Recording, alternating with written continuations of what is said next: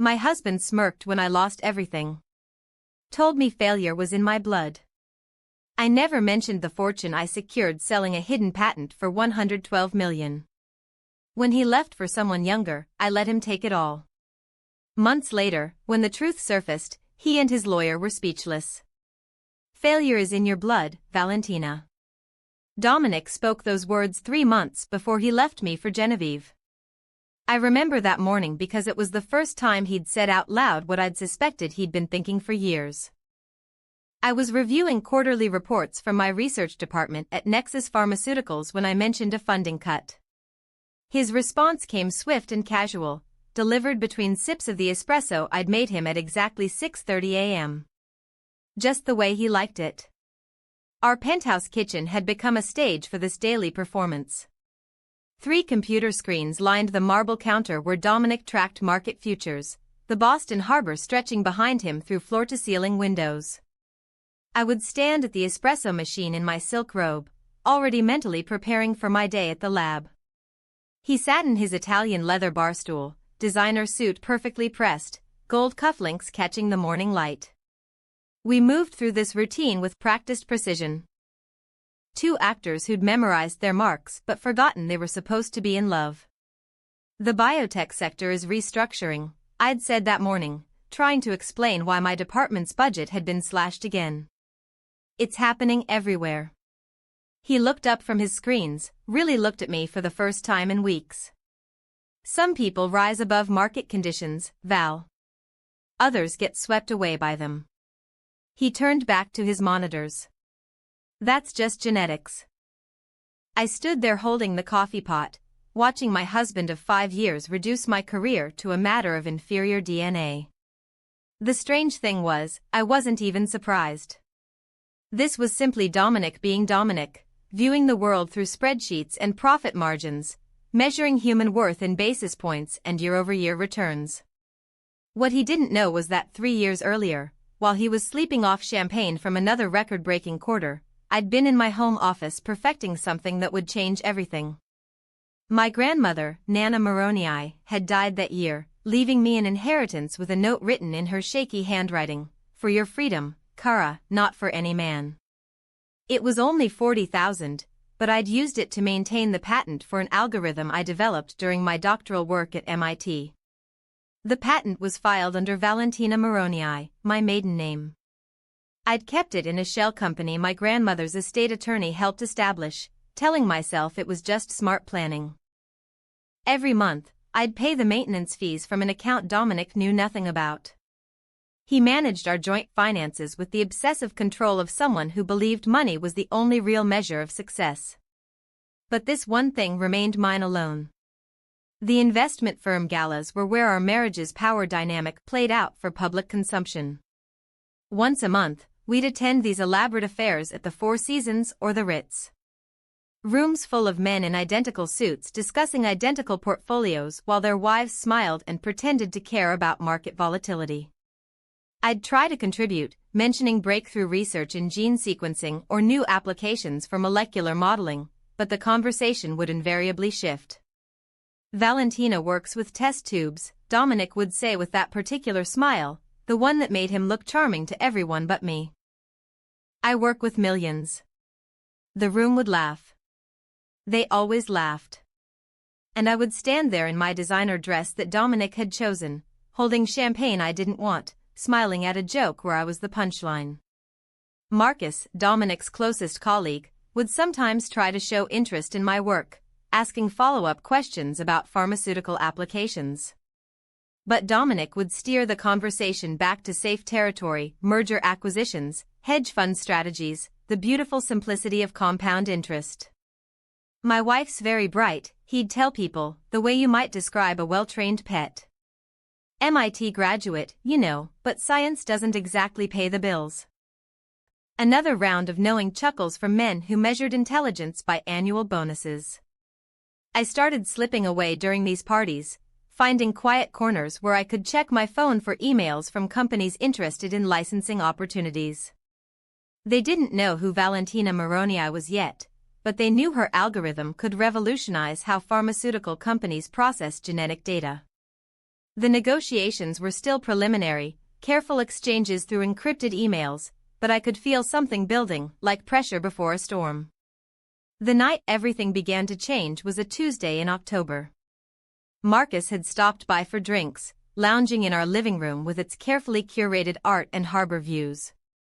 He was describing the firm's newest recruit, and I watched my husband lean forward with an intensity one hadn't seen since our early dating days. "Genevieve Ashford," Marcus said, swirling his whiskey. "Harvard MBA, top of her class. She's got that hunger, you know, that drive that makes you certain she'll either make partner in 5 years or die trying." Dominic's eyes lit up. "When does she start?" "One day, you're assigned as her mentor." My husband smiled, and something cold settled in my stomach. It wasn't the mention of a young woman that bothered me. Dominic had mentored plenty of analysts before. It was the way he repeated her name, like he was tasting something exotic and deciding he liked it. Genevieve Ashford. That's a name that belongs on a partnership letterhead. After Marcus left, Dominic couldn't stop talking about the importance of fresh perspectives, hungry talent, the need to cultivate the next generation. He paced our living room with an energy I hadn't seen in years, gesturing with his hands the way he did when he was truly excited about something. "The firm needs people who understand the new landscape," he said. "Someone who speaks the language of modern markets. Unlike me, who speaks the language of molecular structures?" I asked, trying to keep my voice light. He paused, looking at me with that expression I'd grown to recognize, part pity, part disappointment. "You know that's not what I meant." But we both knew it was exactly what he meant. I was the wife who'd been adequate when he was building his career, acceptable when he needed someone with enough credentials to impress at company events. Now that he'd made senior partner, now that he moved in circles where 8-figure deals were Tuesday afternoon conversations, I was beginning to look like what he'd probably seen all along, a starter wife, good enough for the climb, but not for the view from the top.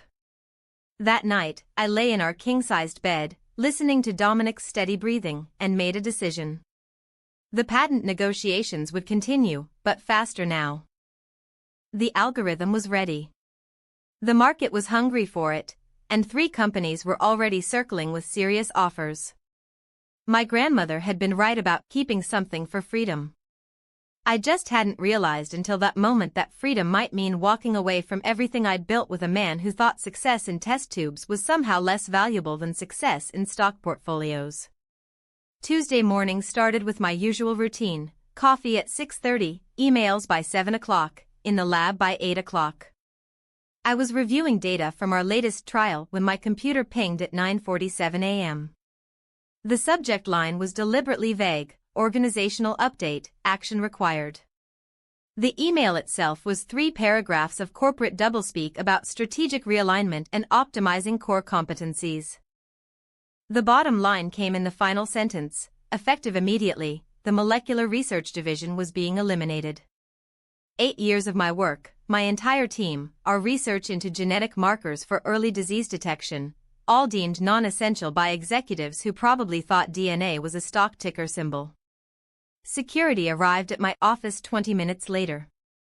Not aggressive, just present, standing by the door while I packed my desk into a cardboard box they'd thoughtfully provided. My hands shook as I wrapped my MIT graduation photo in tissue paper. A security guard named Carl, who I'd chatted with every morning for 5 years, couldn't meet my eyes. "I'm sorry, Dr. Blackwood," he said quietly. "Orders from corporate." I wanted to tell him it wasn't his fault, but my throat had closed up. Instead, I focused on fitting 8 years into a box designed for office supplies, research papers, awards, the coffee mug my team had given me that said, "World's okayest boss." Each item a small goodbye to a life I'd built paper by paper, experiment by experiment. My phone buzzed. "Dominic." I typed out, "Just got terminated. Mass layoffs." My fingers hovered over the keyboard, wanting to add more, needing reassurance, some indication that my husband would be the support system I desperately needed right now. His response came 30 seconds later: "We'll discuss tonight." 4 words. That's what 8 years of my career warranted. 4 words that sounded more like a business meeting agenda than comfort from the man who'd vowed to stand by me through better or worse. The walk to my car felt endless. Other employees were being escorted out, too, all of us carrying our cardboard boxes like admission tickets to a club nobody wanted to join. Dr. Sarah Chin from immunology was crying silently. Robert from data analysis kept muttering about his mortgage. We avoided eye contact, each locked in our private devastation. I sat in my Honda for an hour in the parking garage, unable to start the engine. My phone rang twice, both calls from biotech recruiters who'd somehow already heard about the layoffs, vultures circling before the body was cold. I let them go to voicemail. When I finally made it home, Dominic was in our bedroom selecting cufflinks from his collection. The Hermès tie he was adjusting cost more than most people's car payments. He glanced at me in the mirror, taking in my red eyes and wrinkled blouse. Thornton client dinner, he said by way of explanation. Japanese executives can't reschedule. I stood in the doorway, still holding my termination papers, waiting for him to turn around to actually see me. When he finally did, his expression was one of mild irritation, as if my personal crisis had inconveniently timed itself during his important evening. So, he said, straightening his collar. Nexus finally pulled the trigger. You knew. The words came out strangled. The whole street knew. Biotech's been hemorrhaging money for months. Your department was always going to be first on the chopping block, high overhead, minimal revenue generation. He said it so matter-of-factly, like he was analyzing any other failed investment.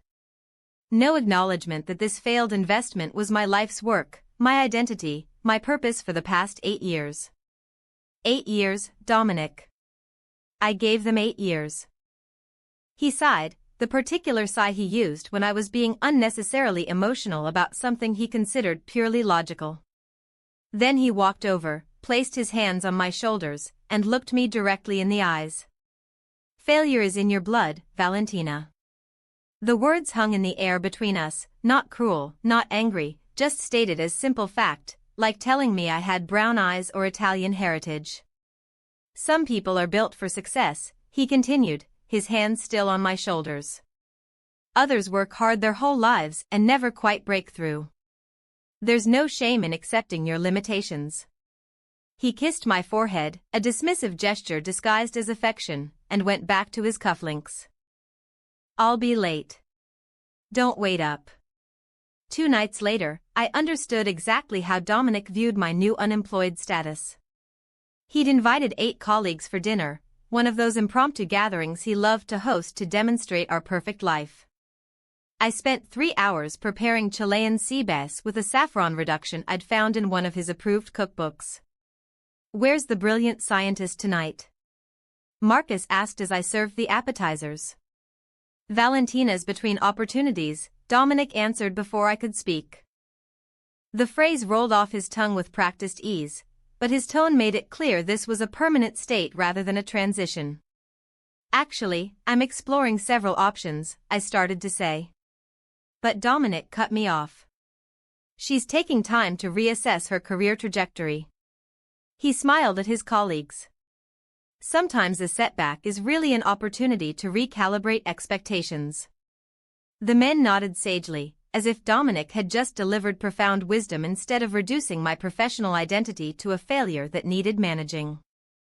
I stood there holding a tray of canapés I'd spent an hour arranging, invisible except as evidence of my domestic capabilities. What kind of research were you doing? Asked James, a newer associate trying to be polite. Genetic markers for early cancer detection, I began. Very technical stuff, Dominic interrupted, waving his hand dismissively. Not exactly dinner conversation. Val, could you check on the main course? I retreated to the kitchen, listening to them transition seamlessly into discussing market projections and acquisition strategies. Through the serving window, I watched my husband hold court, animated and confident, occasionally gesturing toward the kitchen when explaining that I was adjusting to the new reality. That night, after the guests left and Dominic had fallen asleep, satisfied with his performance as the successful husband with the appropriately diminished wife, I locked myself in our guest bathroom with my phone. The marble countertop was cold against my legs as I sat cross-legged, whispering to a representative from Helix Dynamics. Dr. Moroni, your algorithm could revolutionize our entire data processing system, the voice on the other end said. We're prepared to make a substantial offer. I need absolute confidentiality, I whispered, paranoid that Dominic might wake up and wonder why I was making calls at 2 a.m. The patent is under my maiden name. This cannot be traced back to my married identity. Of course. Can we schedule an in-person meeting? I thought about my empty calendar, the days stretching ahead with nothing but job applications Dominic expected me to fail at and dinners where I'd be presented as the cautionary tale of aiming too high. Thursday, 10 a.m., I said. The Starbucks on Massachusetts Avenue, not the one near the financial district. As I scheduled more calls with competing companies, each conversation conducted in hushed tones while locked in various bathrooms and closets of my own home, I felt like a spy gathering intelligence in enemy territory. The enemy just happened to be sleeping in Egyptian cotton sheets in the next room, dreaming of whatever men dream of when they've successfully diminished their wives into manageable disappointments. The Thursday morning meeting at the Starbucks on Massachusetts Avenue went better than expected. The Helix Dynamics representative left with stars in his eyes after reviewing my algorithm's test data, and I walked out knowing an offer was imminent. For the first time since losing my job, I felt something resembling hope. That feeling lasted exactly 9 hours until I met Genevieve Ashford. The firm's spring gala was being held at the Mandarin Oriental, one of those events where everyone pretended charitable giving was their primary motivation for attending.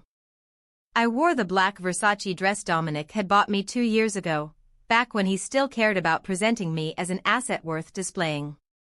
He'd been distracted all week, constantly checking his phone and adjusting plans around someone else's schedule. I should have known. She materialized at the cocktail hour in a red Carolina Herrera dress that probably cost 3 months of what used to be my salary. Everything about her was calculated for maximum impact, the way the fabric hugged her athletic frame, the diamond studs that caught the light when she turned her head, the confidence that radiated from every gesture. She moved through the room like she owned it. And when she spotted us, her trajectory became a straight line. You must be Valentina. Her handshake was firm, her smile practiced. Dominic talks about you constantly. The way she said constantly made it clear these conversations weren't complimentary. Her eyes swept over me with the efficiency of someone cataloging assets and liabilities on a balance sheet. I could see her mental calculations, mid-30s, unemployed, wearing last season's dress. Threat level minimal. Genevieve Ashford, she continued, though we both knew I already knew who she was. I'm the new analyst Dominic's been mentoring. He's been absolutely transformative for my understanding of emerging markets. She launched into a discussion about Asian market volatility with the kind of passion I used to have when discussing RNA transcription. Dominic watched her with undisguised fascination, occasionally adding observations that made her laugh in a way that seemed both professional and deeply intimate. I stood between them, holding a glass of champagne I didn't want, feeling like furniture that could think. Harvard MBA, class of 2022, she mentioned casually when someone asked about her background. But the real education comes from working with someone like Dominic. He sees patterns others miss. My husband preened under her attention. His whole posture changed when she spoke, shoulders back, chin up, the version of himself he presented when closing important deals. When another colleague joined our circle, Dominic's hand went to the small of Genevieve's back to guide her into the conversation. The gesture was brief, but I saw her lean into it almost imperceptibly. Over the next 2 weeks, Dominic's LinkedIn became a monument to mentorship. Every other post featured photos from their working lunches at restaurants I'd never been to. There was Dominic and Genevieve bent over laptops at Mistral, their heads nearly touching as they reviewed spreadsheets. Another showed them at the Harbor Club, raising glasses to celebrate another successful client acquisition. In each photo, their body language spoke volumes, the way she touched his arm when making a point, how he leaned in when she spoke, the shared smiles that suggested inside jokes I would never understand. Her comments on his posts were immediate and enthusiastic. Fire emojis preceded observations like, "This is why you're the best in Boston." And brilliant insight. Lucky to learn from the master. Meanwhile, my texts asking when he'd be home for dinner went unread for hours. When he did respond, it was always brief, running late or client emergency or simply don't wait up. I started checking her Instagram obsessively, looking for clues about their relationship. Her stories were carefully curated glimpses into a life of perpetual success, morning workouts at Equinox, afternoon meetings in glass-walled conference rooms, evening cocktails at places that required reservations months in advance. Dominic appeared in more and more of them, always professional enough to avoid scandal, but intimate enough to raise questions. Thursday, April 15th. I remember the date because it was the day my last shred of denial shattered. Dominic had been home for dinner, a rare occurrence that month, when his phone rang at 10:45 p.m. He answered immediately, his face shifting to concern. "Tokyo markets," he said, already reaching for his jacket. "No, you're right. We need to address this immediately. I'll meet you at the office." He kissed my forehead absently. Crisis with the Yamamoto account. This could take all night. At 2 a.m., unable to sleep, I called his direct office line. It rang and rang before going to voicemail. I tried his cell, straight to voicemail. Then I remembered the location sharing we'd enabled years ago during a trip to Europe, never disabled because we'd never thought to turn it off. My hands trembled as I opened the app. The pin showed him at the Ritz-Carlton downtown, not his office. My stomach turned to ice. I switched to Instagram and checked Genevieve's story from an hour earlier. A champagne glass against city lights, tagged at the Ritz-Carlton, captioned, "Late-night strategy session with champagne and sparkle emojis." I sat on our bathroom floor until dawn, phone in my hand, watching his location remain static at the hotel. He came home at 6 a.m., shirt untucked, looking tired but oddly energized. "Long night?" I asked from the kitchen, where I'd been sitting with cold coffee. "Exhausting, but we saved the account." He headed straight for the shower without meeting my eyes. Saturday morning, my mother appeared at our door unannounced. Ellen Moroni had a sixth sense for her daughter's misery. She took one look at my face, the dark circles, the hollow cheeks from barely eating all week, and pulled me into the kind of hug that made me feel 15 again. "Tell me," she said simply, guiding me to the couch. I told her about Genevieve, about the lunches and the late nights, and the way Dominic looked at her like she was the answer to questions he didn't know he'd been asking. Mom listened without interrupting, occasionally squeezing my hand when my voice cracked. "Some men only see your value when it's gone, baby," she said when I finished. "Your father was the same way with his first wife. Didn't know what he had until she was building a new life without him." "This is different," I protested. "Dominic and we built something together." "You built something," she corrected. "He just lived in it." She stroked my hair the way she used to when I was young. "What are you going to do?" I almost told her about the patent, about the meetings and the algorithm and the money that would soon make Dominic's portfolio look like pocket change. But something held me back. This secret felt too important, too powerful to share, even with my mother. Some shields were too precious to lower, even for family who loved you. "I don't know yet," I said instead. "But I'm working on something." She studied my face and saw the determination there, the same look I'd had when pursuing my doctorate despite everyone saying biotech was too unstable for a career. "Good," she said. "Whatever you're planning, make sure it's for you, not against him. The best revenge is a life well lived, not a life spent seeking vengeance." My mother stayed for lunch, making her famous pasta sauce while trying to lift my spirits with stories from her book club. After she left, I sat alone in our penthouse, staring at the harbor while my phone buzzed with another offer from a competing biotech firm. The number they proposed was staggering, but I needed time to think. That evening, Dominic came home earlier than he had in weeks. I should have known something was coming. He entered the living room with the kind of deliberate calm that preceded his most important presentations. The leather chair he chose to sit in had been his gift to himself after making senior partner, positioned perfectly to frame him against the harbor view. He crossed his legs, adjusted his cuffs, and looked at me with the detached professionalism he usually reserved for terminating underperforming employees. "Valentina, we need to have a conversation about our future." The words were measured, rehearsed. He had probably practiced them in his office, maybe even with Genevieve listening, offering suggestions on how to handle the soon-to-be ex-wife with minimal complications. I sat on the sofa across from him, the coffee table between us feeling like an ocean. "We've grown apart," he began, his hands clasped in that gesture he used when delivering difficult news to clients. "The person I was 5 years ago needed something different than what I need now. You're a brilliant woman, but we're on different trajectories." He spoke for 20 minutes without once meeting my eyes directly. His gaze focused somewhere just past my shoulder, as if I were already a ghost.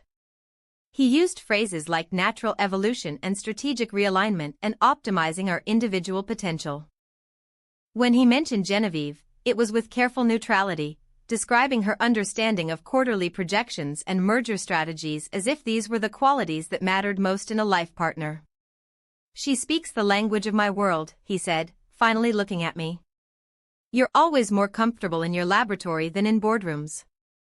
There's nothing wrong with that, but I need someone who can match my pace, understand my ambitions." 5 years of marriage reduced to a performance review where I had failed to meet key performance indicators. I wanted to tell him about the calls I had been fielding, about the algorithm that would change an entire industry, about the money that would dwarf his precious portfolios. Instead, I sat silent, letting him think he was the one making the strategic decision.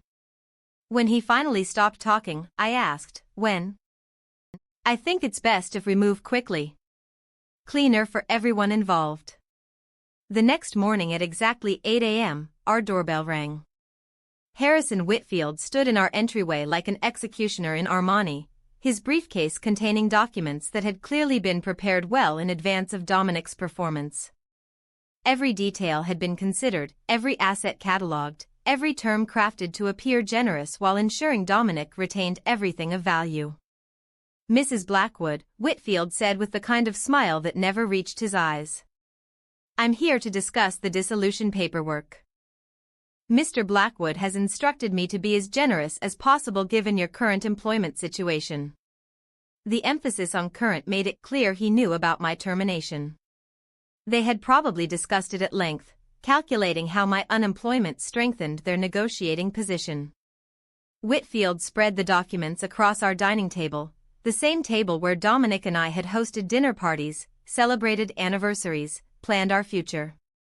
"The terms are quite favorable," he explained, his manicured finger tracking through provisions. "Mr. Blackwood retains the penthouse, as the mortgage is primarily serviced by his income, the Porsche, given its lease is under his name, the investment accounts, as they were funded entirely by his bonuses.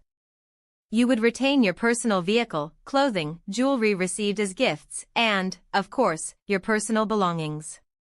My 9-year-old Honda and whatever I could fit in it, that was what 5 years of marriage had earned me in their calculation." Whitfield's smile suggested I should be grateful Dominic wasn't seeking spousal support from his unemployed wife.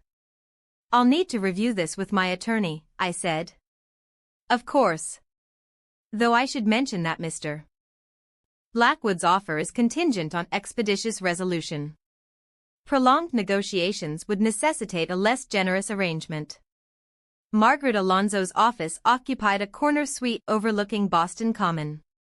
She had built her practice on dismantling the egos of men who confused their net worth with their actual worth. When I explained my situation, she listened without interrupting, occasionally making notes in handwriting so elegant it looked like calligraphy. "Standard high-net-worth divorce tactics," she said when I finished. "He wants you to feel grateful for crumbs while he keeps the bakery." She reviewed Whitfield's documents with the kind of attention usually reserved for defusing bombs. "The terms are actually reasonable given Massachusetts law and your current financial situation."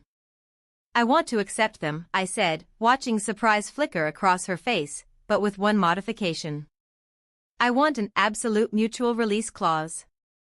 No future claims by either party, regardless of circumstances." Her pen stopped moving. She looked at me with the kind of scrutiny that had probably won her hundreds of cases. "That's unusually comprehensive. If you inherited money next week, won the lottery, or came into any windfall, he couldn't touch it. But the reverse is also true. If he makes partner, doubles his income, wins his own lottery, you get nothing." "Perfect," I said. "Make it ironclad. No loopholes, no exceptions, no matter what happens in the future." Margaret's fingers drummed against her desk, a habit when she was thinking through implications. "You're planning something." "I'm planning to move forward," I replied. "This clause ensures we both do so completely." She studied me for another moment, then nodded. "I'll draft language that would survive any challenge. But Valentina, once you sign this, that's it. No second chances, no buyer's remorse. No court in Massachusetts would overturn this level of mutual release." "I understand." The signing took place in Whitfield's conference room 3 days later. The space was designed to intimidate, all dark wood and leather-bound books that had probably never been opened. Dominic sat at the head of the table in his lucky deal closing suit, the one he wore when he knew he was winning. The smell of Genevieve's perfume clung to him like a victory flag. Whitfield presented the modified agreement with theatrical concern. "This mutual release clause is quite comprehensive, Mr. Blackwood. You're certain you're comfortable with these terms?" Dominic barely glanced at the provision. In his mind, I was a failed scientist with no prospects, no assets, and no future worth considering. "If it expedites the process, I'm fine with it." He signed with the flourish of someone closing a brilliant deal. As he pushed the papers toward me, I thought about the email on my phone from Helix Dynamics, their final offer that exceeded even my wildest expectations. My hand was perfectly steady as I signed my name, knowing that this signature was worth more than Dominic could possibly imagine. "Congratulations," Whitfield said with false solemnity. "You're now officially divorced." Dominic stood, adjusted his cuffs, and looked at me one last time. "I hope you find what you're looking for, Valentina." I almost laughed. I had already found it. He just didn't know it yet. I walked out of Whitfield's conference room with divorce papers in my hand and freedom in my lungs. The elevator ride down from the 40th floor felt like descending from one life into another.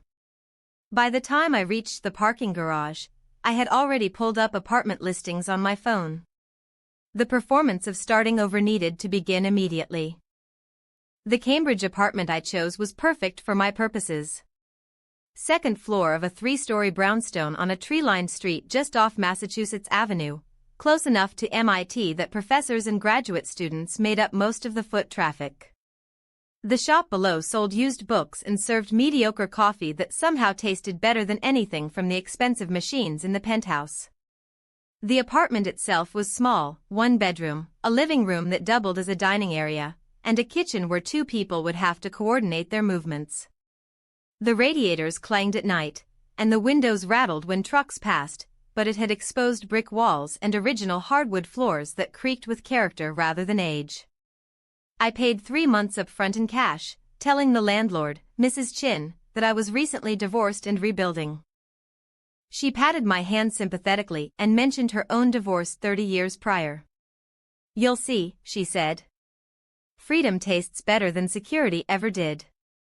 My Honda looked perfectly at home, parked directly in front of the building, visible to anyone walking by. I made sure to leave it there most days, occasionally moving it just enough to avoid tickets, but always returning it to the same prominent spot. The narrative had to be consistent: divorced woman, limited resources, starting fresh with whatever scraps her ex-husband had left her. The Whole Foods bag I carried up the stairs contained instant noodles, generic cereal, and the kind of wine that came with a screw top. Anyone watching, and I knew someone would be watching, would see exactly what they expected to see.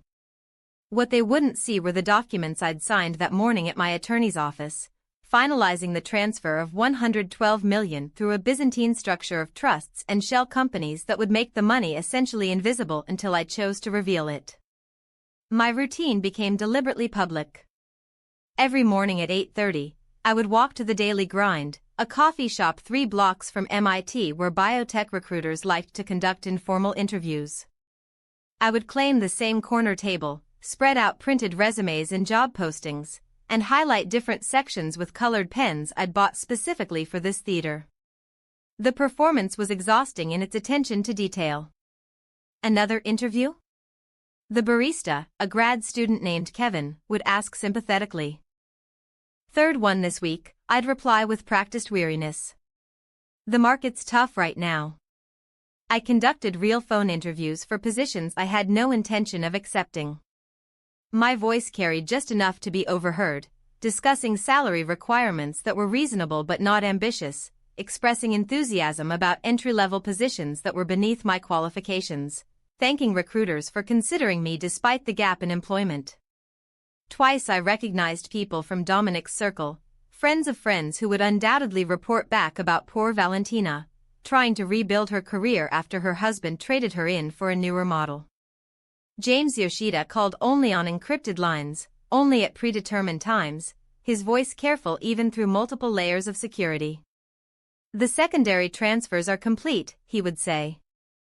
The trust structure is now fully operational, and the paper trail non-existent. As far as any financial investigation would show, you're living on savings and whatever you can earn from job hunting. 3 weeks into my new life, on a Thursday evening when rain was turning the streets into rivers, Patricia Blackwood appeared at my door. Dominic's mother stood in the hallway holding a covered casserole dish and wearing the kind of sad smile that suggested she'd been building up to this visit for days. "I hope I'm not intruding," she said, though we both knew she wouldn't have come if she thought I'd turn her away. I invited her in, watching her take in the small space, the second-hand furniture I'd carefully selected from estate sales, the obvious downgrade from the penthouse where she'd spent countless holidays. She set the casserole on my tiny counter and pulled me into a hug that lasted long enough for both of us to pretend we weren't crying. "I raised him better than this," she whispered into my hair. We sat at my small kitchen table, the one I'd bought from a graduate student who was moving back to India, drinking tea from mismatched mugs while rain hammered against the windows. Patricia had aged in the weeks since the divorce, new lines around her eyes, a tremor in her hands that hadn't been there before. "I knew about her," she said suddenly. "Genevieve. I knew before you did." I stayed quiet, letting her unburden herself. He brought her to lunch at the club, introduced her as his protégé, but I saw how they looked at each other, the way she touched his arm, the way he laughed at everything she said. Patricia stared into her tea. "I should have warned you. I'm so sorry." "It's not your fault," I said, meaning it. "Dominic made his choices." "Are you managing?" she asked, looking around the apartment again. "Financially, I mean. I could help." "I'm fine," I assured her. "Really? I have some interviews lined up, and my savings will last a while."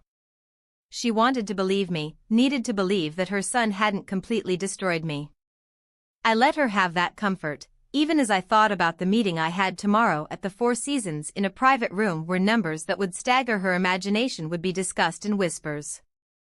Thomas Hashimoto, one of Yoshida's colleagues, specialized in wealth management for what he called ultra-high net worth individuals.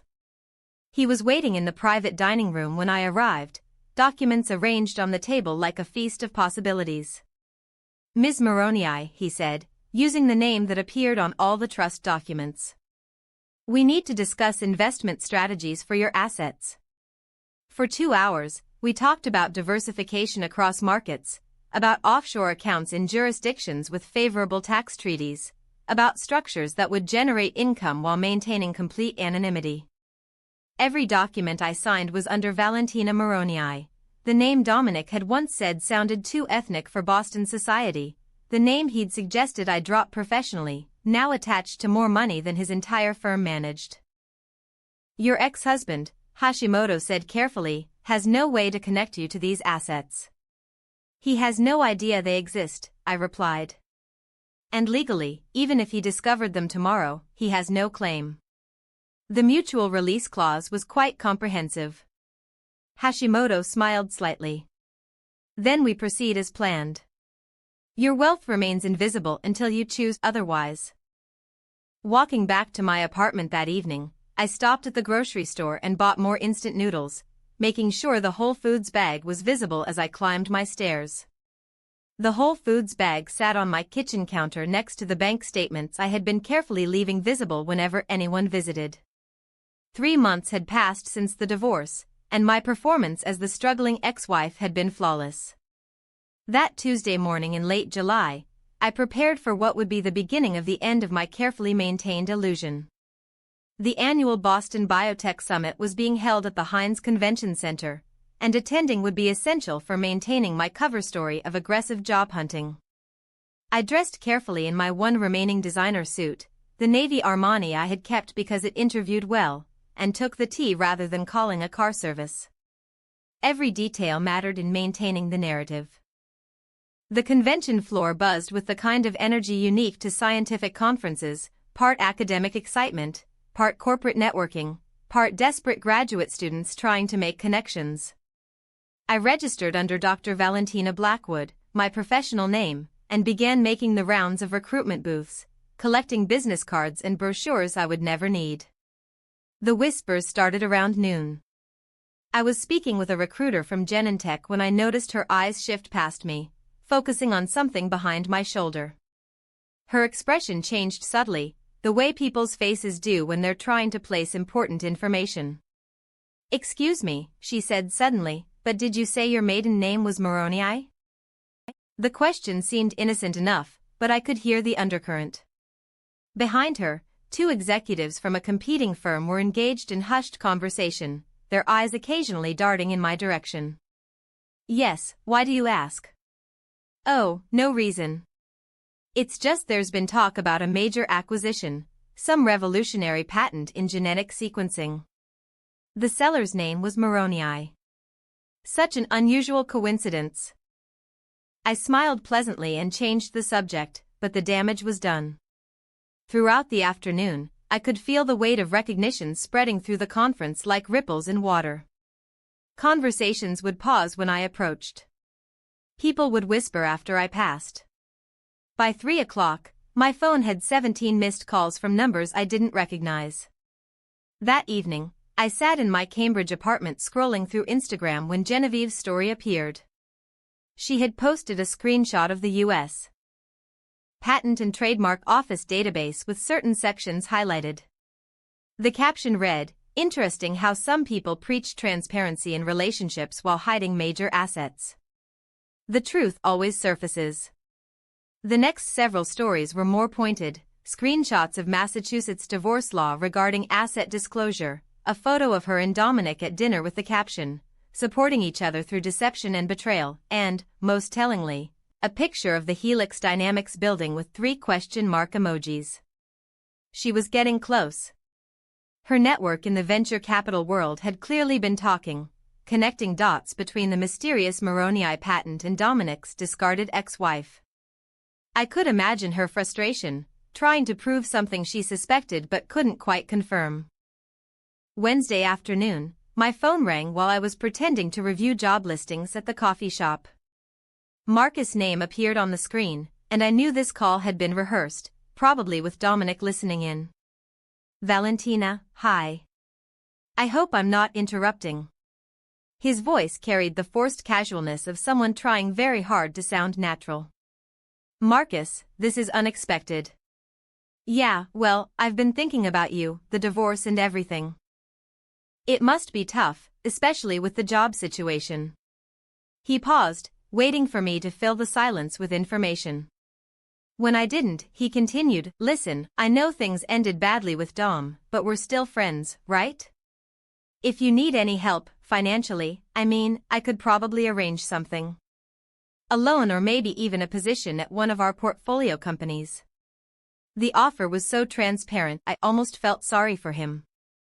This was Dominic's attempt to gauge my financial situation, to confirm whether the rumors were just rumors or something more substantial. "That's very kind, Marcus, but I'm managing fine on my savings. The job market is picking up." "Savings." His voice cracked slightly. "That's good. Good. Must be nice to have that cushion, though. I imagine it won't last forever, especially in this city. I'm quite frugal these days." There was a long pause. I could practically hear him trying to formulate another approach, another way to extract information. "Well, if anything changes, you have my number." "I appreciate that, Marcus." After he hung up, I sat in the coffee shop for another hour, maintaining my routine, even though my heart was racing with anticipation. The pieces were falling into place exactly as I had anticipated. The financial community was starting to connect the dots, but without confirmation, they were still operating on speculation and rumor. That evening, I opened my laptop and logged into the Moroni Biosystems email account that had remained dormant since the initial negotiations. It was time for the final move in this long game I had been playing. I composed a simple email to the head of public relations at Helix Dynamics. "Dear Ms. Patterson, I hope this message finds you well. As we discussed during our initial negotiations, I have maintained a low profile regarding the patent acquisition. However, I believe it may now be appropriate to update your press materials to reflect the full name of the patent holder for accuracy and transparency. Please update all references from Dr. V. Moroni to Dr. Valentina Moroni Blackwood. Thank you for your continued discretion in this matter. Best regards, Dr. Valentina Moroni Blackwood." I hit send and closed the laptop. Within hours, maybe less, the updated information would appear in Helix Dynamics press materials. Their next quarterly report would include the full name. The connection between the mysterious patent holder and Dominic's discarded ex-wife would become undeniable. I made myself a cup of tea and sat by my window, looking down at Mass Avenue as students and professors hurried past in the summer evening light. My phone buzzed with another Instagram notification from Genevieve, another desperate attempt to piece together a puzzle that was about to solve itself. Tomorrow or the next day, Dominic would learn what his assessment of my worth had cost him. He would discover that while he had been calculating my limitations, I had been building an empire he never knew existed. The woman he had deemed a failure, whose blood supposedly carried the genetic markers of mediocrity, had been sitting on a fortune that dwarfed his entire career's earnings. I thought about Patricia, his mother, and her sad eyes when she had visited. I thought about Marcus and his transparent fishing expedition. I thought about all the dinner parties where I had been dismissed as the woman who worked with test tubes while real success was measured in portfolios and profit margins. The truth was about to surface, and I found myself surprisingly calm. The calm didn't last long. Thursday evening arrived with a summer storm that turned Cambridge into a watercolor painting, rain streaming down my windows in sheets that distorted the world outside. I was reading a medical journal, keeping up with developments in my field despite my supposed unemployment, when my phone vibrated on the coffee table. Dominic's name on the screen felt like a prophecy fulfilling itself. I let it ring 3 times before answering, giving myself time to center my breathing and prepare for what was coming. Valentina. His voice was different, gone was the confident tone that had commanded boardrooms and dinner parties. This was raw, uncertain, almost desperate. "Hello, Dominic. The patent. The Helix Dynamics acquisition. It's you, isn't it? Valentina Moroni Blackwood." There was no point in denial now. The press release had been updated that morning. By noon, the financial blogs were running stories about the mysterious patent holder who had revolutionized genetic sequencing algorithms. By 3 o'clock, someone had connected the dots between Dr. Valentina Moroni Blackwood and the recently divorced wife of senior partner Dominic Blackwood. Yes. The silence stretched between us, filled only by the sound of rain against glass and his ragged breathing on the other end of the line. 112 million, he said, each word separately, as if trying to make sense of their combination. You had 112 million when we divorced. No, I had a patent when we divorced. The sale was finalized 2 weeks after you signed the papers. That's semantics. You were in negotiations. You knew what it was worth. You sat there in that conference room and let me think, his voice broke slightly. You let me believe you had nothing. I let you believe what you had already decided to believe, that I was a failure, that my work with test tubes, as you so eloquently put it, would never amount to anything significant. This isn't fair. We were married for 5 years. That patent, that work, it happened during our marriage. I have rights. You have exactly what you negotiated for, the penthouse, the Porsche, the investment accounts, and a mutual release clause that prevents either of us from making any future claims on the other's assets. Your attorney called it overprotective, remember? You said you didn't care as long as it expedited the process. I could hear him moving, probably pacing his office or the penthouse that used to be ours.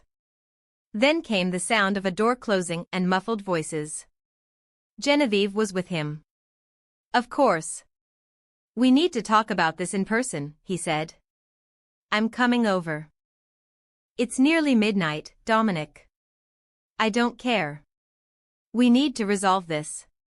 The line went dead. I sat in my small living room, listening to the rain and waiting. I didn't change out of my pajamas or try to make myself presentable. There was something powerful about meeting him exactly as I was, no longer performing the role of appropriate wife or desperate divorcee. The doorbell rang at 12:17 a.m. Through the peephole, I could see Dominic standing in the hallway, rain-soaked despite the short walk from his car.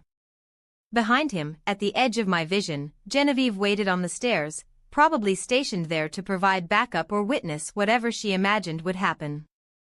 I opened the door but didn't invite him in. He stood in my doorway, water dripping from his coat onto the worn hallway carpet.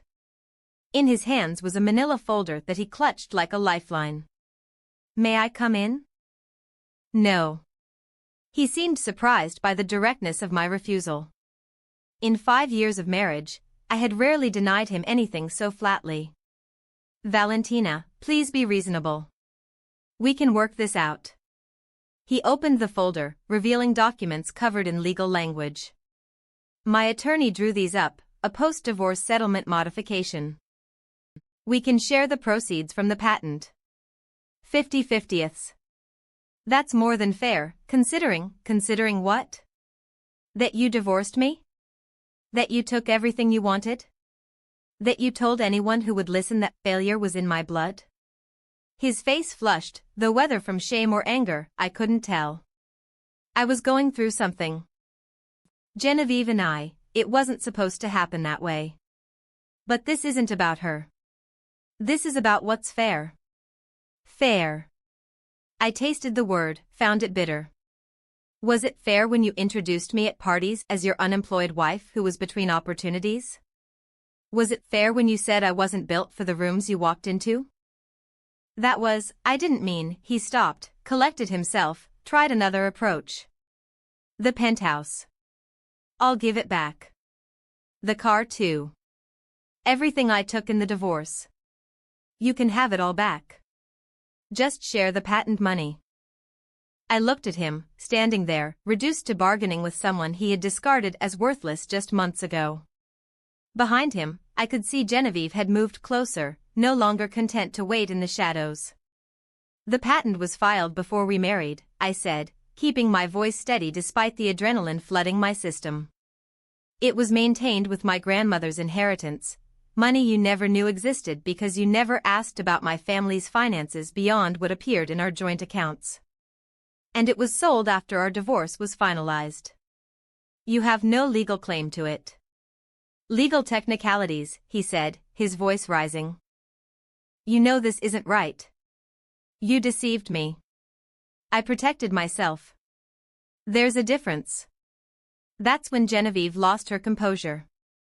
She pushed past Dominic into my apartment, her designer heels squelching with rainwater, mascara running down her face in black rivers.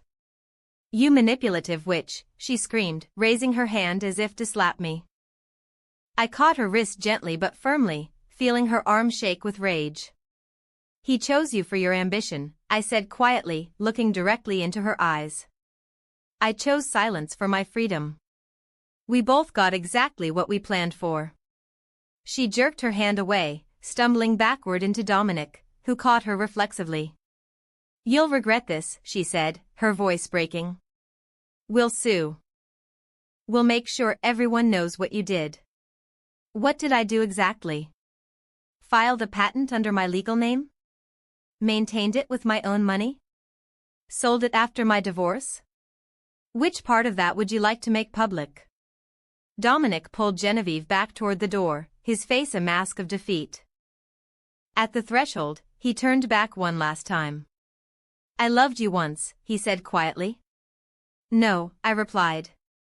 You loved the idea of me, the MIT graduate who made you look progressive, the scientist wife who proved you were intellectually sophisticated. But you never loved me, Dominic. If you had, you would have known I was capable of this. I closed the door on both of them, listening to their footsteps fade down the stairs. Through my window, I watched them get into his Porsche, Genevieve gesticulating wildly while Dominic sat still behind the wheel. Eventually, they drove away, red tail lights disappearing into the rain-soaked night. I stood in my small apartment, surrounded by second-hand furniture and the carefully constructed props of my supposed poverty, and felt nothing but peace. Tomorrow there would be lawyers and threats and social media posts designed to shame me. But tonight, in the quiet aftermath of confrontation, I had won simply by refusing to apologize for protecting myself. The rain continued to fall, washing the city clean. I returned to my apartment after closing the door on Dominic and Genevieve, but sleep never came. Instead, I sat by the window, watching the rain gradually lighten to a drizzle, then stop altogether as dawn broke over Cambridge. By morning, I had made a decision. The performance of poverty had served its purpose. It was time to stop hiding. 3 months later, in October, I received an invitation printed on cardstock so thick it felt like armor. Helix Dynamics was hosting their quarterly board meeting and wanted me to present my algorithms applications to their directors and key investors. The presentation would be held in their flagship conference room, with an audience that included some of Boston's most influential biotech and financial leaders. I dressed carefully that morning in a new suit, charcoal gray and perfectly tailored, purchased with money I no longer needed to hide. My apartment in Cambridge had been exchanged for a Beacon Hill brownstone, though I had kept the transition quiet, moving my few possessions on a Sunday when the streets were empty. The Helix Dynamics boardroom was 40 floors up, with windows that turned Boston into a chessboard of buildings and ambition. As I set up my presentation, executives began filing in, and I recognized several faces from Dominic's firm, Richard Thornton, the managing partner who had once condescended to me at dinner parties, James Mitchell, who had laughed the loudest when Dominic joked about my test tubes, and, in the back row, trying to remain inconspicuous, Marcus, who had called weeks ago fishing for information about my finances. Ladies and gentlemen, the CEO began, it's my privilege to introduce Dr. Valentina Moroni, whose pioneering algorithm has positioned Helix Dynamics at the forefront of genetic medicine. Her work will fundamentally change how we approach disease detection and treatment. I stood before them, no longer the unemployed wife they had dismissed, and walked them through applications of my algorithm that would save lives and generate profits they could barely imagine. I watched Richard Thornton's face as the implications became clear, saw him doing the mental math of what 112 million meant in terms of my net worth versus his. Dr. Moroni, Thornton said when I finished, his voice carefully modulated. This is remarkable work. I believe you were previously married to one of our senior partners. Previously, I confirmed, meeting his gaze directly. Though I'm sure Dominic has moved on to better things. The room grew quiet. Everyone knew the story by now, how Dominic Blackwood had divorced his wife for a younger woman just weeks before learning about her 9-figure patent sale. 2 weeks later, the Children's Hospital annual fundraiser transformed the Four Seasons Ballroom into a constellation of Boston's medical and financial elite. I attended as a platinum sponsor, my name listed prominently in the program alongside established philanthropist families who had been donating for generations. I saw them before they saw me. Dominic and Genevieve stood near the silent auction tables, his hand resting on her back in that possessive way I remembered. Her engagement ring caught the light when she moved, modest by the standards of the room, certainly smaller than the one Dominic had given me 5 years ago. He looked older, grayer around the temples, his shoulders carrying a weight that hadn't been there before. The whispers followed them like smoke. I heard fragments as I moved through the room, monumental misjudgment. Could have been set for life. She was worth how much? Dominic's colleagues gave him a wide berth, their greetings perfunctory, their eyes already searching for more promising conversations. Our eyes met across the room as I accepted a glass of champagne from a passing server. For a moment, time seemed to pause. I saw him take in my appearance, the designer gown, the confidence that no longer needed to be manufactured, the small circle of admirers discussing the scholarship fund I had just announced. I raised my glass slightly, not in mockery, but in acknowledgement. We had both gotten exactly what we had chosen. He turned away first, guiding Genevieve toward the exit. They left before dinner was served. A month later, my mother's 70th birthday brought our entire extended family to my Beacon Hill brownstone. The house was everything our old penthouse hadn't been: warm, lived in, filled with photographs and memories rather than status symbols. My cousins explored the library while their children played in the garden, and my aunts commandeered the kitchen to prepare enough food for a small army. I need to tell you all something, I said when we gathered for dinner. The dining room, with its restored crown molding and windows overlooking the private garden, felt like a sanctuary. I told them about the patent, about the money, about keeping it secret through the divorce. Some were shocked, others angry that I hadn't trusted them earlier, but my mother simply smiled. My daughter, she said, raising her wine glass, who knew when to speak and when to stay silent, who built her success not on anyone else's foundation but her own. To Nana Maroney I added, whose inheritance made it all possible. The scholarship fund I'm establishing at MIT will be in her name, for female students pursuing graduate degrees in biotechnology. That night, after everyone had gone home and the house was quiet, I sat in my study overlooking the Charles River. The room smelled of leather and old books, nothing like the sterile office in the penthouse. I pulled out a piece of my new stationery and began writing. Dominic, you were right about one thing. We did speak different languages. Yours was about taking, mine was about building. You measured success in acquisitions, I measured it in discoveries. You saw my work as test tubes and failures, I saw it as the foundation of a future you couldn't imagine. The fortune you never knew I had was never really about the money. It was about knowing my worth when you couldn't see it, protecting my future when you dismissed it, and finding peace in the truth that the best revenge isn't served cold. It's served with perfect documentation and the patience to let people reveal exactly who they are. I don't hate you. I'm grateful. Your inability to see my value taught me to never again let anyone else define it for me. I folded the letter, sealed it in an envelope, and locked it in my desk drawer, where it would remain forever unsent. Some words were meant to be written but never delivered, truths that needed to exist without being shared. Outside, Boston glittered in the darkness, a city full of ambition and dreams and people trying to prove their worth to others who would never truly see them. But in my study, surrounded by the life I had built with patience and precision, I finally understood that the only person whose approval I had ever needed was my own.